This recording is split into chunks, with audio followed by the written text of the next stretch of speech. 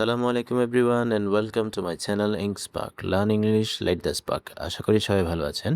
আজকে আমরা এসএসসি পরীক্ষা রাজশাহী বোর্ড 2026 ইংরেজি দ্বিতীয় পত্রের 6 নং প্রশ্নে যে সাফিক্স প্রিফিক্সটি রয়েছে তার সঠিক ব্যাখ্যা সহ সমাধানটি দেখে নিব। ভিডিওটি না টেনে পুরোটা দেখার এবং চ্যানেলটিকে সাবস্ক্রাইব করার অনুরোধ রইল।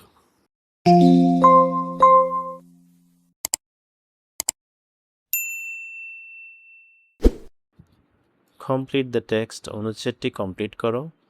অ্যাডিং যুক্ত করে, সাফিক্সেস প্রত্যয়, প্রিফিক্সেস উপসর্গ, অর দ্য বোথ অথবা উভয়, উইথ দ্য রুট ওয়ার্ডস মূল শব্দের সাথে, গিভেন প্রদত্ত, ইন দ্য প্যারেন্থেসিস বন্ধনীর ভিতরে। এখানে বন্ধনীর ভিতরে যে মূল শব্দগুলো দেওয়া আছে এই শব্দগুলোর পূর্বে অথবা পরে এক বা একাধিক বর্ণমালা যুক্ত করে আমাদেরকে নতুন অর্থবোধক শব্দ তৈরি করতে হবে। সাধারণত শব্দের শেষে বর্ণমালা যুক্ত করা হলে সেটিকে সাফিক্স বলে এবং শব্দের পূর্বে বর্ণমালা যুক্ত করা হলে সেটিকে প্রিফিক্স বলে। এখানে মোট 5টি গ্যাপ রয়েছে, প্রতিটি গ্যাপের জন্য 1 নম্বর করে মোট 5 নম্বর বরাদ্দ। সো আমরা সমাধানটি একটু দেখে নিব। পিপল মানুষ, অফ ড্যাশ ইনকাম আয়ের, ক্যান লিভ বাস করতে পারে, ভেরি খুবই, লাক্সারিয়াসলি বিলাসবহুলভাবে।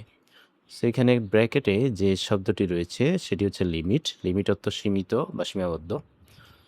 সো এখানে যেহেতু গ্যাপের পূর্বে ইনকাম শব্দটি রয়েছে এটি একটি নাউন। সো আমরা জানি নাউনের পূর্বে সাধারণত অ্যাডজেক্টিভ বসে।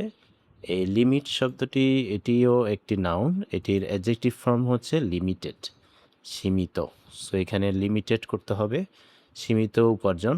সো আমরা অর্থের দিকে যদি একটু খেয়াল করি, সীমিত উপার্জনের মানুষ কিন্তু লাক্সারিয়াসলি বা বিলাসবহুলভাবে জীবনযাপন করতে পারে না।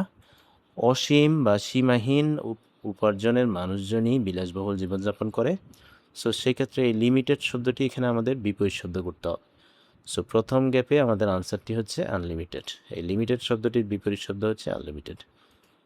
পিপল অফ আনলিমিটেড ইনকাম, অসীম আয়ের মানুষ, ক্যান লিভ বাস করতে পারে, ভেরি লাক্সারিয়াসলি খুবই বিলাসবহুলভাবে।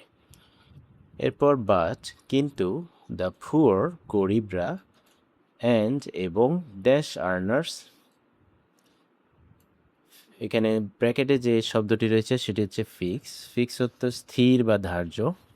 সো এখানে যেহেতু গ্যাপের পরে আমাদের আর্নার্স শব্দটি রয়েছে এটি একটি নাউন। আমরা জানি নাউনের পূর্বে অ্যাডজেক্টিভ বসে। এই ফিক্স শব্দটি হচ্ছে ভার্ব। এখানে ফিক্স শব্দের অ্যাডজেক্টিভ ফর্ম করতে হবে। সো ফিক্স শব্দের অ্যাডজেক্টিভ ফর্ম হচ্ছে ফিক্সড। সো বি গ্যাপে আমাদের আনসারটি হচ্ছে ফিক্সড। ফিক্সড অর্থ ধার্য বা নির্দিষ্ট। কিন্তু গরিবরা অ্যান্ড ফিক্সড আর্নার্স এবং নির্দিষ্ট উপার্জনকারী ব্যক্তিরা লিভ বাস করে, আ ভেরি হার্ড লাইফ একটি খুবই কষ্টের জীবন তারা বাস করে।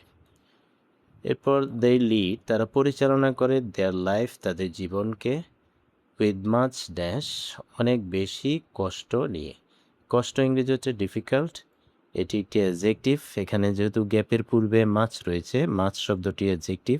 আমরা জানি পাশাপাশি একই পার্টস অফ স্পিচ সাধারণত বসে না। সো অ্যাডজেক্টিভের পরে নাউন বসে।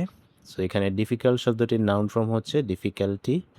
সো সি গ্যাপে আমাদের আনসারটি হচ্ছে ডিফিকাল্টি। ডিফিকাল্টি অর্থ কষ্ট বা অসুবিধা।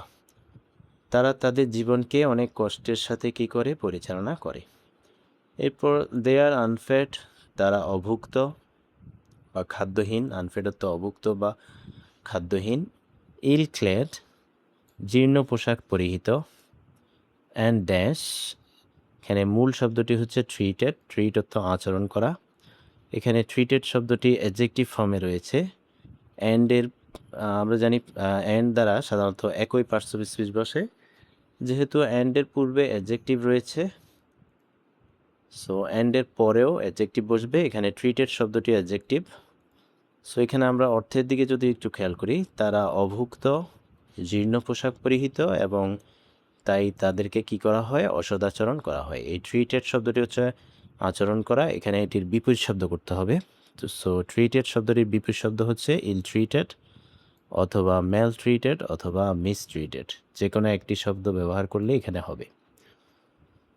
এরপর দেয়ার চিলড্রেন তাদের সন্তানরা ক্যানট রিসিভ গ্রহণ করতে পারে না, গুড এডুকেশন সুশিক্ষা বা ভালো শিক্ষা।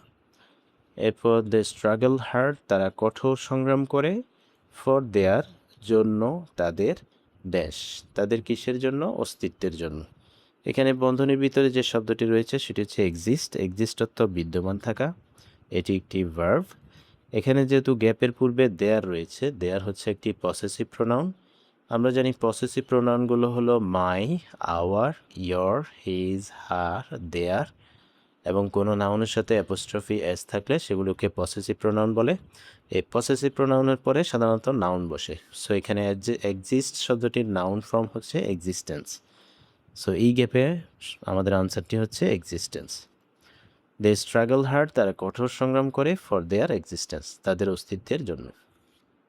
সো এই হচ্ছে রাজশাহী বোর্ড 2026 ইংরেজি দ্বিতীয় পত্রের 6 নং প্রশ্নে যে সাফিক্স প্রিফিক্সটি রয়েছে তার সঠিক ব্যাখ্যা সহ সমাধান।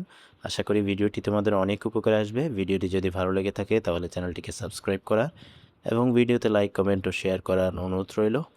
পরবর্তী ভিডিও দেখার আমন্ত্রণ জানিয়ে আজকের মতো এখানেই বিদায় নিচ্ছি। ধন্যবাদ সবাইকে। আসসালামু আলাইকুম।